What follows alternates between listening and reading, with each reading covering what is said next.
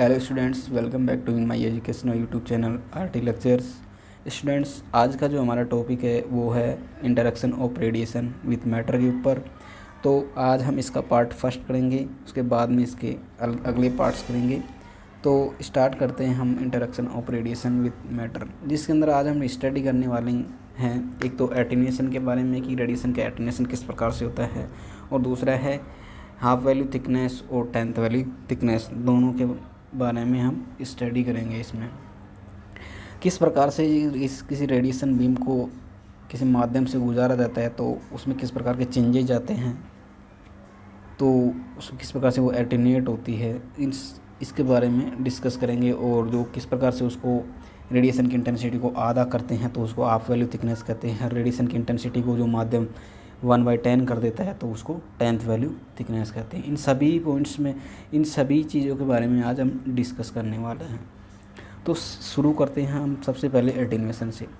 तो एटेन्यूएशन क्या होता है? एटेन्यूएशन होता है कि जब किसी रेडिएशन बीम को, कोई रेडिएशन बीम है, तो उस रेडिएशन बीम को जब हम किसी माध्यम से पास करते हैं, रेडिएशन बीम को किसी माध्यम से पास करते हैं, तब क्या होता है, उसके अंदर पार्शियली तो ऑब्जर्व हो जाती है वो, और कुछ भाग उसका स्कैटर होता है, कुछ भाग उसका ट्रांसमिट हो जाता है माध्यम से, ठीक है ना।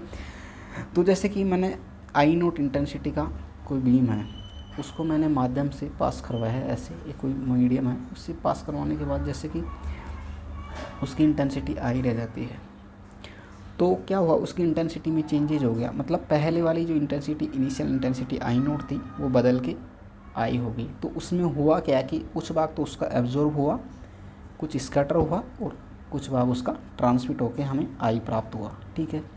तो यहाँ पर जो एब्जॉर्प्शन और जो स्कैटरिंग टर्म है ना, वो दोनों किसको बता रहे हैं? एटेन्यूएशन को बता रहे हैं, रेडिएशन बीम के, ठीक है। मतलब रेडिएशन का एब्जॉर्प्शन और उसकी scattering is called attenuation of the radiation beam.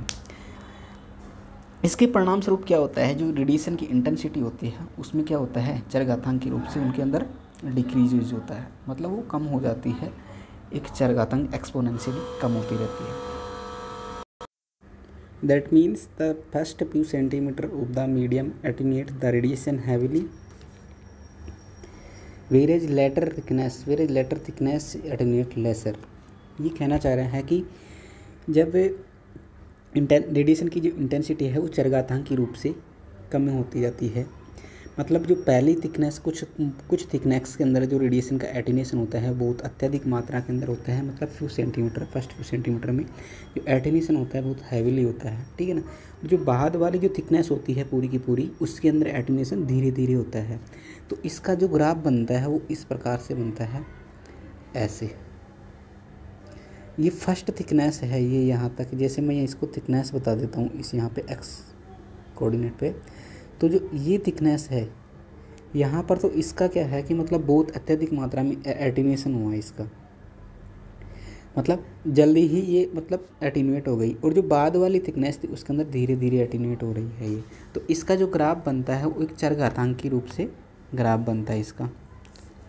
मैं एक बार यहाँ वापस से ग्राफ बना देता हूँ तो आपको क्लियरली समझ में आ जाएगा, ठीक है। ऐसे होता है इसके अंदर, ठीक है। इस कोऑर्डिनेट में क्या ले लेता हूँ मैं, इसकी थिकनेस ले लेता हूँ T, और यहाँ पे इंटेंसिटी ले लेता हूँ I, ठीक है ना। तो ये कैसे होती है कि जैसे कि यहाँ पे टोटल इंटेंसिटी यहाँ पे क्या है, 100 है, ठीक है। तो 100 से ये क्या है, एकदम से ऐसे गिरता है ग्राफ, ऐसे इसका धीरे धीरे कम होती जाती है। तो ये यहाँ पर आते आते जो 50% होती है, मतलब जैसे कि इसकी इंटेंसिटी हो जाएगी 50%, ठीक है ना। तो 50% कितनी जो थिकनेस पे हुई, जैसे कि मान ली मैं यहाँ पर 1 मान लेता हूँ, 1 सेंटीमीटर, यहाँ पे 2 है, यहाँ पे 3 है, यहाँ 4 है। तो यहाँ की इसकी 1 सेंटीमीटर के अंदर, इसके अंदर बहुत अत्यधिक मात्रा के अंदर इसका एटेन्यूएशन हुआ, तो मतलब हैवीली एटेन्यूएशन कह सकते हैं 1 सेंटीमीटर में ही इसका। नेक्स्ट बढ़ते हैं इसके अंदर। तो इस प्रकार हम बता सकते हैं कि जो इंटेंसिटी होती है रेडिएशन की, ट्रांसमिट इंटेंसिटी, वो इंसिडेंट इंटेंसिटी से क्या होती है, हमेशा कम होती है, is lesser than the incident intensity, transmit intensity, ठीक है। तो यदि एक फोटोन को अपन हम एक्स थिकनेस का कोई जो माध्यम है, ठीक है ना, उससे पास करवा रहे हैं, उसके ऊपर इंसिडेंट करवा रहे हैं, तो जो ट्रांसमिट रेडिएशन इंटेंसिटी होगी इस प्रकार से रिलेटेड होगी, ठीक है ना। जैसे इसका फॉर्मूला ये है, मतलब जो ट्रांसमिटेड रेडिएशन इंटेंसिटी होगी आई होगी वो। तो यहाँ पर जो आई टर्म है वो आई बता रहा है यहाँ पर ट्रांसमिटेड इंटेंसिटी ऑफ फोटोन, मतलब जो फोटोन्स है उसकी ट्रांसमिटेड इंटेंसिटी को, और जो आई नोट है वो है यहाँ पर इंसिडेंट इंटेंसिटी ऑफ फोटोन, और ई है यहाँ base of natural logarithm and mu linear attenuation coefficient, जिसको शॉर्ट अपन कह सकते हैं LAC। आगे अपन इसको LAC ही पढ़ेंगे, ठीक है। यहाँ x है जो माध्यम की थिकनेस को बता रहा है, और जो नेगेटिव साइन होता है वो नेगेटिव साइन बताता है कि जो reduction of the radiation intensity, मतलब रेडिएशन की इंटेंसिटी के अंदर कमी को बताता है जो नेगेटिव साइन होता है, ठीक है ना। नेक्स्ट बात करते हैं, एक ये डायग्राम देख सकते हैं इसके अंदर आप इसी का, आई नोट इसकी ये है इंटेंसिटी, और यहाँ पर ये इंटेंसिटी आई हो गई, मतलब रेडिएशन की इंटेंसिटी चेंज हो गई। ये क्या है, इंसिडेंट इंटेंसिटी, इंसिडेंट रेडिएशन, और ये है ट्रांसमिटेड रेडिएशन की इंटेंसिटी, और ये फोटोन यहाँ पर स्कैटर हो रहे हैं, और यहाँ पर डिटेक्टर होता है ऐसे, तो इसको डिटेक्ट कर लेता है। डिटेक्टर कौन सी रेडिएशन को डिटेक्ट करता है, या ट्रांसमिटेड रेडिएशन को डिटेक्ट कर लेता है, ठीक है ना। ये इसका डायग्राम हो गया है। ये एटीन्यूएटर कह सकते हैं इसको, एक्स माध्यम को एटीन्यूएटर कहते हैं, या फिर मीडियम भी कह सकते हैं, ठीक है। जनरली क्या होता है कि जब डायग्नोस्टिक रेडियोलॉजी के अंदर जब फोटो इलेक्ट्रिक एब्जॉर्प्शन और कॉम्पटन स्कैटरिंग, ये दोनों क्या होते हैं, ज़्यादा डोमिनेंट होते हैं, फोटो इलेक्ट्रिक एब्जॉर्प्शन और कॉम्पटन स्कैटरिंग। डायग्नोस्टिक रेडियोलॉजी की बात करें तो जिसके अंदर किसी बीमारी को डायग्नोस किया जाता है, जैसे कि अपन एक्सरे करते हैं, एक्सरे में किसी पैथोलॉजी को डायग्नोस किया जाता है, या फिर CT स्कैन, इन दोनों में ही ये क्या होता है कि जो फोटो इलेक्ट्रिक एब्जॉर्प्शन और जो कॉम्पटन स्कैटरिंग होती है, वो दोनों की दोनों ही क्या होती है, डोमिनेंट एटीन्यूएशन प्रोसेस होती है, मोस्ट डोमिनेंट, ठीक है। तो इस प्रकार से मैं कह सकता हूँ कि जो total attenuation of photons of diagnostic x-ray is the sum of photo electric absorption and Compton scattering. तो यहाँ पर जो टोटल एटीन्यूएशन होता है डायग्नोस्टिक रेडियोलॉजी के अंदर, वो टोटल एटीन्यूएशन क्या होता है, इन दोनों का सम होता है, किसका, तो फोटो इलेक्ट्रिक एब्जॉर्प्शन का, और एक होता है कॉम्पटन स्कैटरिंग का, ठीक है। अब मैं कह सकता हूँ कि एटीन्यूएशन की डिपेंडेंसी किसके ऊपर है, इसके बारे में चर्चा करें तो इस यहाँ पर एटीन्यूएशन की डिपेंडेंसी एक तो उस माध्यम के ऊपर कि उस माध्यम की डेंसिटी के ऊपर, मतलब उसकी डेंसिटी कितनी है, तो उसकी डेंसिटी कितनी है, उसका एटॉमिक नंबर कितना है, इन सभी के ऊपर डिपेंड करता है। ये सभी किसको बता रहे हैं, उसके लीनियर एटीन्यूएशन कोफिशिएंट को, जो कितनी मात्रा में एटीन्यूएट कर पाता है, ठीक है। आगे पढ़ेंगे इसके रेडिएशन बीम के बारे में भी, ठीक है ना। तो सबसे पहले बात करते हैं इसकी डेंसिटी ऑफ द मीडियम, ठीक है। Same radiation can be attenuated differently by different medium because the LAC is different for any medium, मतलब जो डिफरेंट मीडियम्स होते हैं, अलग अलग प्रकार के माध्यम्स होते हैं, तो अलग अलग प्रकार के माध्यम हैं, तो उनका जो लीनियर एटीन्यूएशन कोफिशिएंट LAC वो भी क्या होगा, डिफरेंट होगा। सेम प्रकार की रेडिएशन ले रहे हैं, ठीक है, आई नोट ले रहे हैं, तो उसको पास करते हैं, तो जैसे कि I1, I2, I3, तो वो क्या है, ट्रांसमिटेड रेडिएशन की इंटेंसिटी है, ठीक है ना। तो वो क्या होगी, डिफरेंट होगी, I1, I2, I3, I4, ठीक है, इस टर्म्स के अंदर होंगी। अब एनर्जी के ऊपर, रेडिएशन की एनर्जी ऑफ द रेडिएशन, उसके ऊपर किस प्रकार से डिफरेंट करेगा, मतलब अलग अलग प्रकार की रेडिएशन है, जैसे माध्यम में सेम ले लेता हूँ, ठीक है ना। इसे अलग अलग प्रकार की रेडिएशन, जैसे मैंने I नोट, ठीक है, और I1, ठीक है, ऐसे मैंने इसके ऊपर ट्रांसमिट करवाई एक बार, ठीक है ना। तो वहाँ पर क्या होगा, डिफरेंट प्रकार का एटीन्यूएशन प्राप्त होगा अपने को, मतलब ट्रांसमिटेड जो रेडिएशन की इंटेंसिटी उसको वो भी अपन को यहाँ पर डिफरेंट प्राप्त होगी, ठीक है ना। मतलब जैसे मैंने कि I नोट सेम माध्यम है, उससे I नोट इंटेंसिटी का बीम डाला तो उससे प्राप्त हुई मेरे को I नोट 1, ठीक है। जैसे कि दूसरी एनर्जी का रेडिएशन बीम डाला जैसे I1 का, तो उससे अलग प्रकार की प्राप्त होगी I1 1, जैसे अलग अलग प्रकार से, मतलब उसके माध्यम समान है, अपन ने क्या है एनर्जी चेंज की, तो वहाँ पर जो ट्रांसमिटेड रेडिएशन की इंटेंसिटी वो भी चेंज हो जाएगी, ठीक है। नेक्स्ट है टाइप ऑफ रेडिएशन बीम, किस प्रकार का रेडिएशन का बीम है, फर्स्ट है जैसे कि in case of monochromatic radiation beam, जैसे कि मोनोक्रोमेटिक और हेट्रोजीनियस, मोनोक्रोमेटिक को मैं बोल सकता हूँ होमोजीनियस रेडिएशन बीम भी। तो होमोजीनियस रेडिएशन बीम क्या होता है कि जिसके अंदर सभी फोटॉन्स की एनर्जी सेम होती है। मतलब जैसे कि एक 1 इलेक्ट्रॉन वोल्ट के फोटॉन्स है साहब, सभी से सभी 3 इलेक्ट्रॉन वोल्ट के फोटॉन्स है जैसे सिर्फ सभी के सभी, तो एक फोटोन की जो एनर्जी 3 इलेक्ट्रॉन वोल्ट है, तो सभी फोटॉन्स की उसके अंदर 3 इलेक्ट्रॉन वोल्ट ही होनी चाहिए। तो वो जो बीम कहलाएगा वो कहलाएगा अपना होमोजीनियस बीम या monochromatic radiation beam. If the radiation energy is monochromatic then its energy will remain same, means incident and transmitted radiation will have the same energy। Mean ये कह रहा है कि जो इंसिडेंट और जो ट्रांसमिटेड रेडिएशन है तो उनके अंदर जो सभी फोटॉन्स की रेडिएशन की क्या होगी, एनर्जी क्या होगी, सेम होगी। तो इस केस के अंदर उसकी इंटेंसिटी में ही चेंज आता है। तो जो ये जो फॉर्मूला है ये वह I = I0 ये ओनली मोनोक्रोमेटिक रेडिएशन बीम के लिए ही वैलिड होता है इस प्रकार से ही, ये न कि हेट्रोजीनियस रेडिएशन बीम के लिए। हेट्रोजीनियस रेडिएशन बीम के लिए क्या हो जाता है, इनवैलिड हो जाता है, ठीक है ना। अब बात करते हैं in case of heterogeneous radiation beam. Heterogeneous radiation beam में क्या होता है कि जो लो एनर्जी के फोटॉन्स होते हैं उनका एटेन्यूएशन तो क्या होगा, वो अत्यधिक मात्रा में हैवीली होगा, क्योंकि हाई एनर्जी की जो हाई एनर्जी की रेडिएशन होगा उनका एटेन्यूएशन क्या होगा, बहुत कम होगा, क्योंकि उनकी एनर्जी हाई है तो उनका पेनिट्रेशन पावर भी ज़्यादा होगा, तो उसको क्या होगा, माध्यम को पेनिट्रेट कर देंगे तो उनका एटेन्यूएशन सबसे कम होगा। तो इस प्रकार से as a result the effective energy of the radiation increases which is called beam hardening. जैसे कि टोटल रेडिएशन बीम की एनर्जी मैंने दे 10 kV, ठीक है ना, तो वहाँ से मतलब उसके अंदर जो कम एनर्जी की रेडिएशंस थी वो क्या हो जाएगी, एटीन्यूएट हो जाएगी, और जो हाई एनर्जी की रेडिएशंस थी वो मेरे को मिलेगी। मतलब उसकी पेनिट्रेशन पावर, जैसे कि मैंने पहले इंसिडेंट करवाया उससे पहले उसकी पेनिट्रेशन पावर जैसे कि कम थी, जैसे मतलब 10 थी, तो उसके बाद में जो इसकी पेनिट्रेशन पावर क्या हो जाएगी, जो रेडिएशन प्राप्त होगी तो उसकी 20 जैसे 10 हो या 15 हो, 10 से अधिक ही प्राप्त होगी, तो उसकी पेनिट्रेशन पावर बढ़ जाएगी उस बीम के, तो उसको बोलते हैं बीम की हार्डनिंग होना। मतलब उस बीम की जो रेडिएशन है उसकी एनर्जी का बढ़ जाना, तो उसको बोलते हैं बीम की हार्डनिंग, ठीक है। अब बात करते हैं यहाँ पर अपन लीनियर एटीन्यूएशन कोफिशिएंट क्या होता है इसके अंदर, म्यू की बात करते हैं अपन यहाँ पर, म्यू क्या है, ठीक है ना।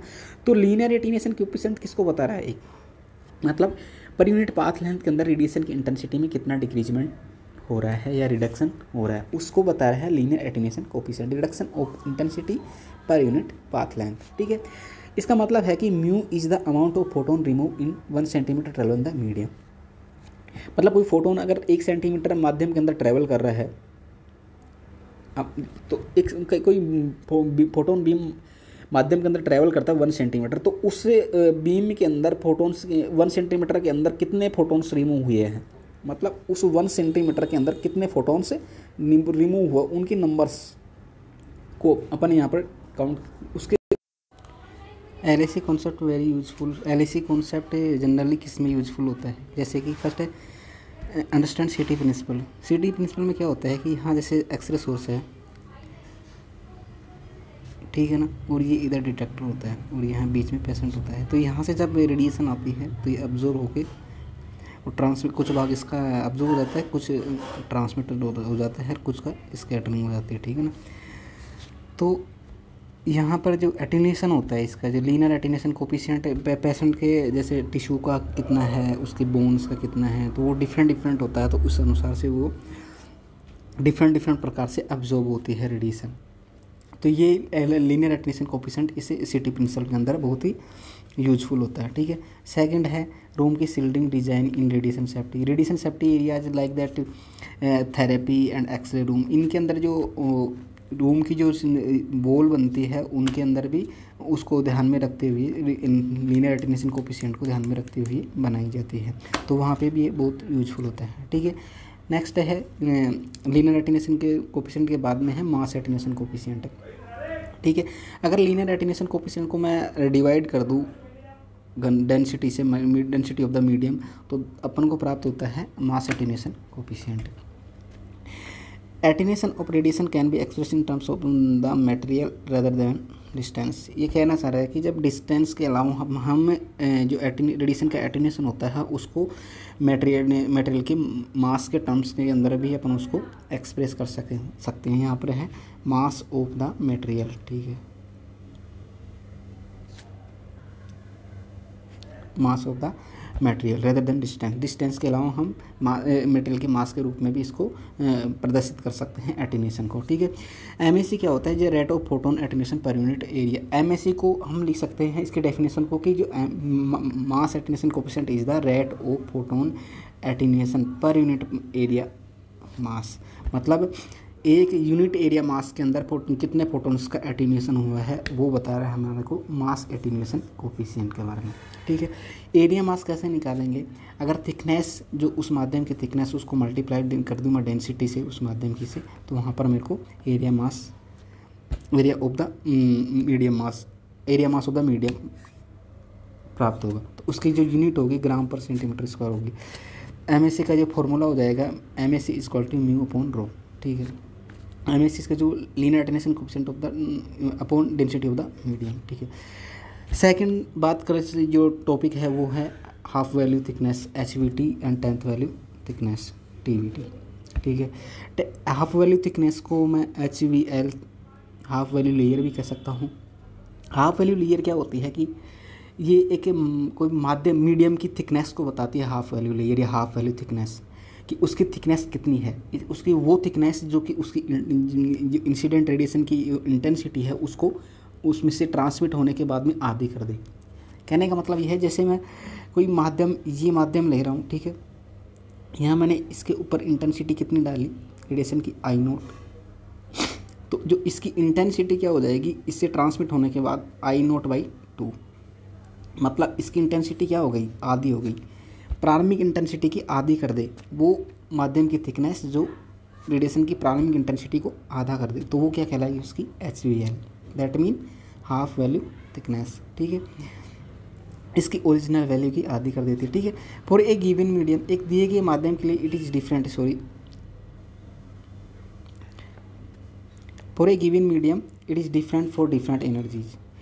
एक दिए गए माध्यम के लिए यह डिफरेंट होता है, डिफरेंट HVT होती है डिफरेंट एनर्जीज के लिए, ठीक है। मैं कहता हूँ एक माध्यम दिया गया है यहाँ पर, ठीक है, ऐसे उस माध्यम के अंदर जैसे कि मैं अलग अलग प्रकार की रेडिएशन यूज कर रहा हूँ, तो वहाँ पर जो डिफरेंट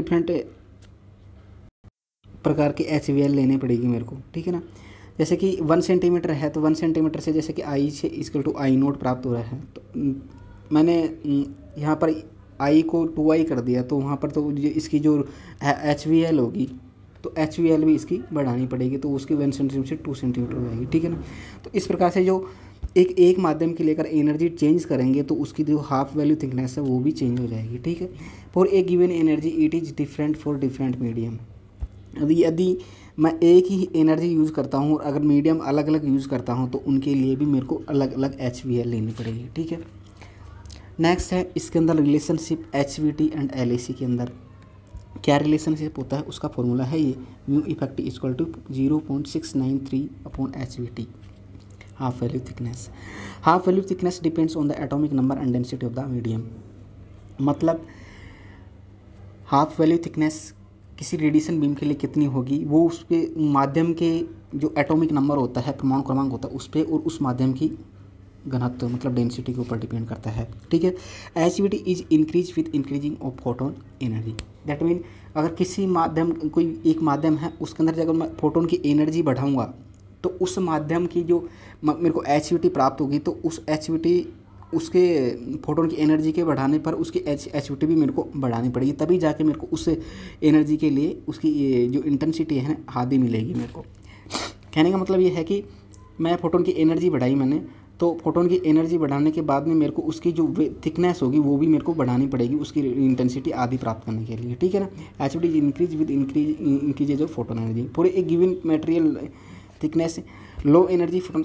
अगर कोई मटेरियल इसकी थिकनेस x है, ठीक है, तो उसके लिए लो एनर्जी के फोटोन्स होंगे तो उनका इंटेंसिटी तो ज़्यादा होगा then the high energy photons, क्योंकि जो हाई एनर्जी फोटोन्स होते हैं उनका क्या होता है जो पेनिट्रेटिंग जो पावर होती है वो ज़्यादा होती है compare to low energy photons. तो इसलिए जो हाई एनर्जी के जो फोटॉन्स होते हैं उनकी एटेन्यूएशन पावर, उसकी पेनिट्रेशन पावर क्या होती है, ज़्यादा होती है, हाई होती है किसकी तुलना में, लो एनर्जी के फोटॉन्स की। इसलिए इनमें पेनिट्रेशन ज़्यादा होता है तो इसका एटेन्यूएशन कम होता है, ठीक है। For diagnostic x ray beam energies the acidity for soft tissues और ranges from 2.5 to 3 centimetre. Diagnostic x ray के अंदर देखिए तो जो हमारी बॉडी के ऊपर इफेक्ट पड़ता है तो वो कितना होता है सॉफ्ट टिश्यू के ऊपर, मतलब 2 से 2.5 से 3 सेंटीमीटर के ऊपर क्या होता है, जो डायग्नोस्टिक एक्सरे की जो फोटॉन्स की एनर्जीज होती है उसकी इंटेंसिटी क्या हो जाती है, आधी हो जाती है, मतलब उसकी एसिविटी 2.5 से 3 सेंटीमीटर होती है, ठीक है। बात करते हैं टीवीटी की। टीवीटी क्या है? TVT is a thickness of material which reduces the X-ray beam intensity to 1/10 of its original value is known as 10th value thickness। मतलब ये कहना चाह रहा है कि किसी मेटल की वह थिकनेस जो किसी रेडिएशन की इंटेंसिटी को, किसी रेडिएशन की इनिशियल इंटेंसिटी को उसमें से पास करने पर उसका 1/10 उसकी ओरिजिनल इंटेंसिटी का 1/10 देता है, तो वो क्या कहलाएगी, उसकी 10th वैल्यू थिकनेस कहलाएगी। मतलब मैंने जैसे कि I0 इंटेंसिटी दी और वो वहाँ में तो उसको ट्रांसमिट होने के बाद उस थिकनेस से तो मेरे को वहाँ पर प्राप्त होगी I0/10, ठीक है। तो ये इंटेंसिटी प्राप्त होगी मेरे को, मतलब उसकी 10वां भाग ही प्राप्त होगा, तो उसका जो 90% जो भाग होगा वो क्या हो जाएगा, उसका पार्ट होगा जो एटीन्यूएट हो जाएगा, वो 10% पार्ट क्या होगा मेरे को प्राप्त होगा उसका। तो 10th वैल्यू थिकनेस रिड्यूस हो जाती है फोटोन की इंटेंसिटी, उससे कितनी परसेंट, 90% एटीन्यूएट हो जाएगी। इसका एक टीवीटी एंड एसवीटी के अंदर एक रिलेशन है यहाँ पर, टीवीटी इक्वल टू 3.3 इंटू एचवीटी, मतलब जो 10th वैल्यू थिकनेस होती है हाफ वैल्यू थिकनेस की 3.3 गुना ज़्यादा होती है, ठीक है। जो टीवीटी और एचवीटी होती है ये किसके लिए, ओनली होमोजीनियस एक्सरे बीम के लिए ही वैलिड होती है, ठीक है, ये आपको याद रखना है। तो यूज कहाँ होता है टीवीटी एंड एचवीटी का? The concept of TVT and HVT are useful in shielding calculations in radiation safety, like that हमारे को किसी एक्सरे रूम की शील्डिंग करनी है तो उसके अंदर हम देखते हैं कि जो मटेरियल यूज ले रहे हैं तो उसकी कितनी एचवीटी एंड टीवीटी यूज लेनी है उसके अंदर, तो कितनी एचवीटी या टीवीटी के अंदर पूर्ण रूप से रेडिएशन को वहाँ पर एटीन्यूएट किया जा सकता है। तो इस प्रकार इसका यूजफुल होता है इसके अंदर। So thank you so much guys.